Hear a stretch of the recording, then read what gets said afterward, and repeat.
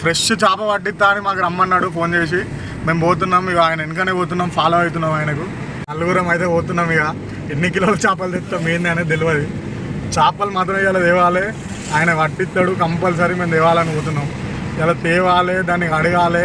So ఇక friends, ఇప్పుడైతే fish అయితే తెచ్చేసినాం ఇక. మంచిగా కడుక్కుంటున్నాం ఇక. కడుక్కొని మాత్రం ఇక ఫ్రై చేయాలి. వాటర్ అయ్యి కొంచెం ముందుగా అయితే కారం వేసుకోవాలి. కారం వేసుకుంటే ఏంటంటే మంచిగా పడుతుంది అన్నట్టు.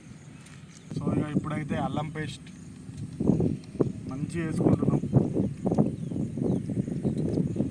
సో చిటికెడంతా పసుపు,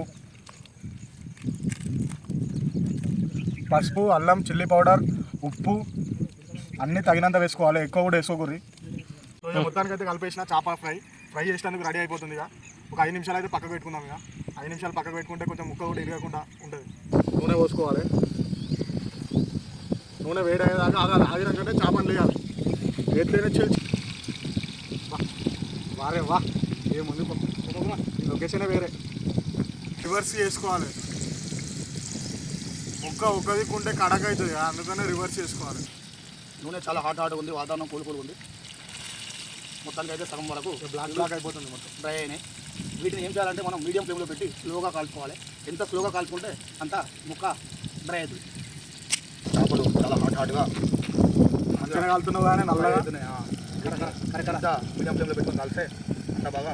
ఫిష్ ఫ్రైని చాలామంది చేస్తుంటారు, మనం చేసే విధానాన్ని బట్టి దాని టేస్ట్ ఉంటుంది అనమాట. అవుతుంది ఒక 5 మినిట్స్లో మనకు ఫిష్ రెడీ అయిపోతుంది. దీన్ని మనం మంచిగా ఇప్పటికి దాదాపు 10-15 నిమిషాలు ఆగినాం. అయితే దీనికి టైం పడుతుందండి, చాలా టైం పడుతుంది. మీడియం ఫ్లేమ్లో పెట్టుకొని స్లోగా కాల్చుకుంటేనే ఫిష్ ఫ్రై అవుతుంది. బాగా పని ఉంటుంది చేప ఫ్రై అంటారు కానీ వడ్డీ అయ్యేది కాదు. విధంగా కూడా చూసుకుంటూ తినాలి. మొదలు మొత్తానికైతే యుద్ధానికి సిద్ధమవుతున్నాం. మొత్తానికైతే ఫిష్ రెడీ అయిపోయింది. దీన్ని రెడీ అయిన తర్వాత కొత్తిమీర, ఉల్లిగడ్డ, నిమ్మకాయతో మంచిగా డెకరేషన్ చేసుకోవాలి. డెకరేషన్ చేసుకున్నాక మనం టేస్ట్ చేయాలి. ఫరీద్ బాబా టేస్ట్ చేయాలి.